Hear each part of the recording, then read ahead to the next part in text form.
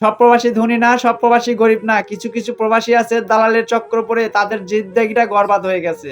একজন অবৈধ থাকা প্রবাসীর কিছু গল্প আপনাদের সঙ্গে শেয়ার করব, তাই সম্পূর্ণ ভিডিওটি দেখেই আপনার মূল্যবান মতামত অবশ্যই কমেন্টে জানাবেন। তো একজন অবৈধ প্রবাসী আমার কাছে এসে বলল, মামা আমি 4 মাস ডিউটি করার শেষে 1 মাসের স্যালারি পেয়েছি।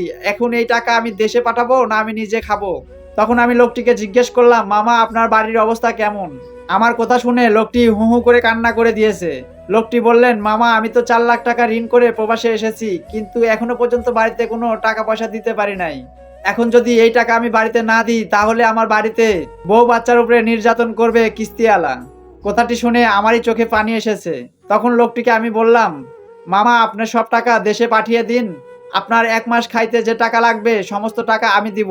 লোকটি সঙ্গে সঙ্গে ফোন বের করে বাড়িতে কল করেছে। ওইদিকে ফোনটা রিসিভ করেছে ওনার স্ত্রী। তখন লোকটি হাসি মুখে স্ত্রীর সঙ্গে কথা বলতেছে যে আমার খাবার টাকার ব্যবস্থা আল্লাহ তাআলাই করে দিয়েছে, একজন আর ওসিলাই। তাই প্রবাসী ভাইরা আপনাদের কাছে অনুরোধ করি, তাই সবাইকেই বলবো এমন ধরনের অসহায় প্রবাসী যদি আপনাদের কাছে থেকে থাকে অবশ্যই হেল্প করার চেষ্টা করবেন।